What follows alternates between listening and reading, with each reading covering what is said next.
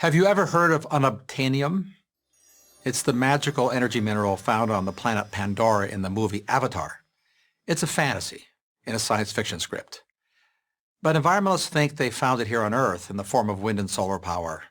They think all the energy we need can be supplied by building enough wind and solar farms and enough batteries. The simple truth is that we can't, nor should we want to, not if our goal is to be good stewards of the planet. To understand why, consider some simple physics realities that aren't being talked about. All sources of energy have limits that can't be exceeded. The maximum rate at which the sun's photons can be converted to electrons is about 33%. Our best solar technology is at 26% efficiency. For wind, the maximum capture is 60%. Our best machines are at 45%. So we're pretty close to wind and solar limits. Despite PR claims about big gains coming, there just aren't any possible. And wind and solar only work when the wind blows and the sun shines, but we need energy all the time. The solution, we're told, is to use batteries. Again, physics and chemistry make this very hard to do. Consider the world's biggest battery factory, the one Tesla built in Nevada. It would take 500 years for that factory to make enough batteries to store just 1 day's worth of America's electricity needs. This helps explain why wind and solar currently still supply less than 3% of the world's energy, after 20 years and billions of dollars in subsidies. Putting aside the economics, if your motive is to protect the environment, you might want to rethink wind, solar, and batteries because, like all machines, they're built from non-renewable materials. Consider some sobering numbers. A single electric car battery weighs about half a ton. Fabricating one requires digging up, moving, and processing more than 250 tons of earth somewhere on the planet. Building a single 100-megawatt wind farm can power 75,000 homes requires some 30,000 tons of iron ore and 50,000 tons of concrete, as well as 900 tons of non-recyclable plastics for the huge blades.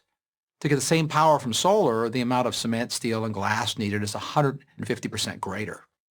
Then there's the other minerals needed, including elements known as rare earth metals. With current plans, the world will need an incredible 200 to 2,000% increase in mining for elements such as cobalt, lithium, and dysprosium, to name just a few. Where is all this stuff going to come from? Massive new mining operations, almost none of it in America, some imported from places hostile to America, and some places we all want to protect. Australia's Institute for Sustainable Futures cautions that a global gold rush for energy materials will take miners into remote wilderness areas that have maintained high biodiversity because they haven't yet been disturbed. And who's doing the mining? Well, let's just say that they're not all going to be union workers with union protections. Amnesty International paints a disturbing picture. The marketing of state-of-the-art technologies are a stark contrast to the children carrying bags of rocks. And then the mining itself requires massive amounts of conventional energy, as do the energy-intensive industrial processes needed to refine the materials and then build the wind, solar, battery hardware. Then there's the waste. Wind turbines, solar panels, and batteries have a relatively short life, about 20 years.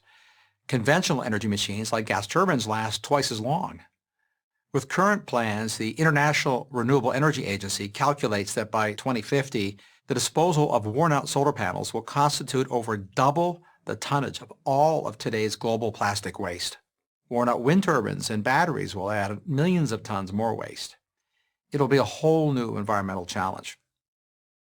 Before we launch history's biggest increase in mining, dig up millions of acres in pristine areas, encourage childhood labor, and create epic waste problems, we might want to reconsider our almost inexhaustible supply of hydrocarbons, the fuels that make our marvelous modern world possible.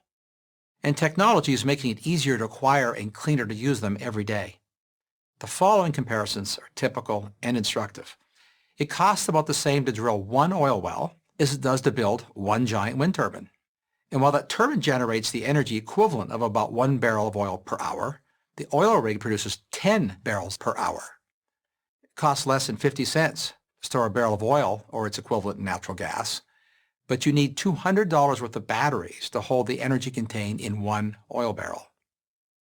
Next time someone tells you that wind, solar, and batteries are the magical solution for all our energy needs, ask them if they have an idea of the cost to the environment. Unobtanium works fine in the movies, but we don't live in the movies. We live in the real world. I'm Mark Mills, Senior Fellow at the Manhattan Institute for Prager University.